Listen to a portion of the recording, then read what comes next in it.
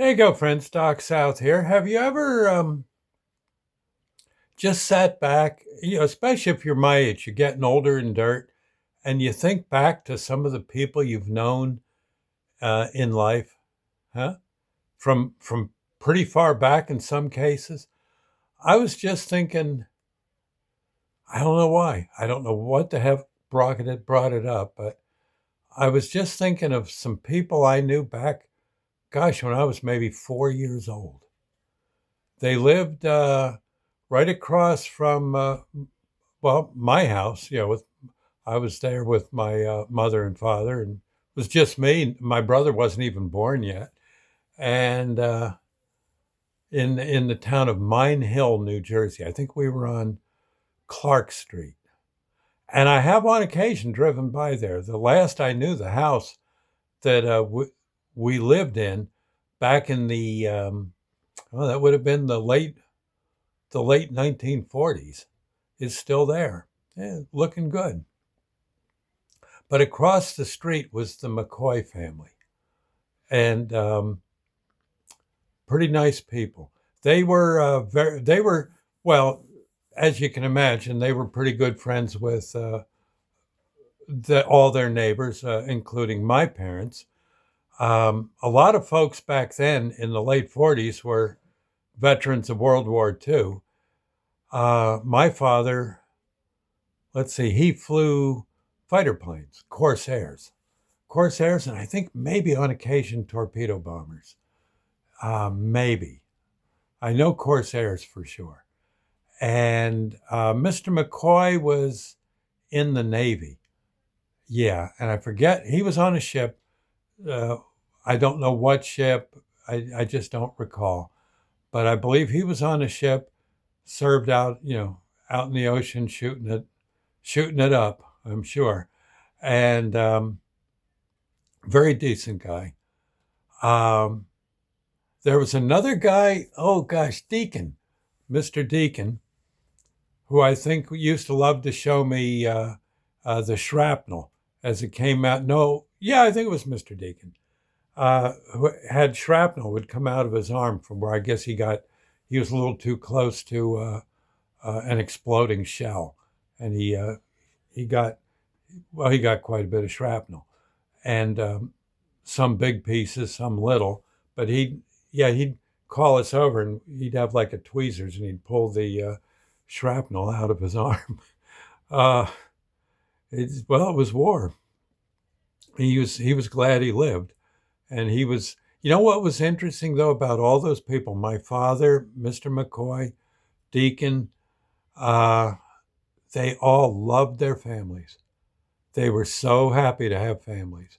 I would imagine from being in the war,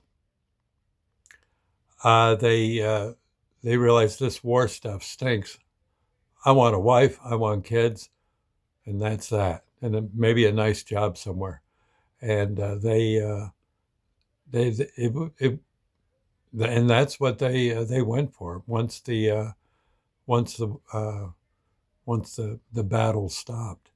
It was interesting. Mr. McCoy would show me pictures of him uh, in his sailor uniform, which I thought was kind of cool. Of course, my father had a lot of his flight gear uh, that we us kids would put on and run around on our bikes, our tricycles, and pretend we're fighter pilots. And just interesting. And they'd sometimes the grown-ups would come out and show us how to pitch a baseball or how to hit a baseball. They'd yeah, and it was just and the wives would all get together and talk, and maybe they'd make at one house they would have a kind of a potluck thing. Everybody just brings something and cook a few burgers, eat some uh, I don't know, maybe get a pizza. Well, I don't know if they got pizzas that often back then, but something. There'd be something you could add to the picnic, and the kids would be running around screaming and yelling, and the moms would be talking with each other, and the men, the grown up men in the family would be having a snort there with the Valentine, and that might go like that till it got dark. And, and it was just it was kind of, now that I think back, I can definitely see why those people were so interested in just families, wives, having a wife, having a family, having a nice little house, and a pleasant job after all that war. It kind of makes sense. Kind of makes sense. They were good people. They really were. And there were others in the oh, I can't think of all the names, but there was people up and down the street, all had the same basic intention, and you'd be surprised the little parties that would group, and what fun they were. And in a lot of cases, gosh, as a kid, you could probably just walk up onto the lawn. They might not even know whose kid you were, but hey, kid, come on, you want a hamburger? And it was like that.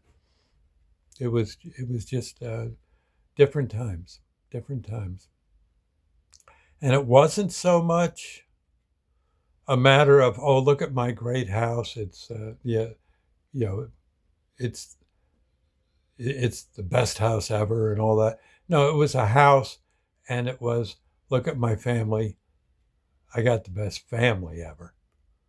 Was and oh, and I see you do too. To the neighbor, and they'd have nicknames for each other. Oh, I can't think of them. Well, I know my father's name, since he didn't have a whole lot of hair. He was Skinhead.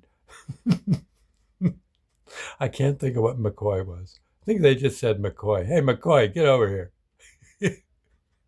They'd be, I don't know, playing badminton or something like that. It was good. I think back, they were good people. Oh, I imagine almost all of them are gone now, but they were they were right up there. In fact, a lot of the kids could be gone by now. God, those kids would be like me, 80, give or take. Jeez, boy, time marches on, huh?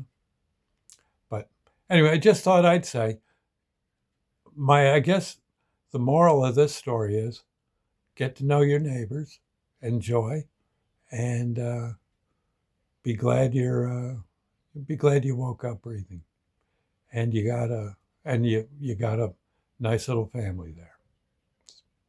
Nothing wrong with that. The other stuff is just stuff. Stuff you can look at, I guess, and some of it put in the basement, some of it put in the attic, but the family and all those memories, you put that in your heart. Cool.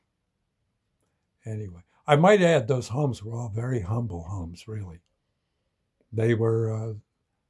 They weren't the biggest. They weren't mansions, and they weren't shacks. They were just homes with families in them. It's pretty cool.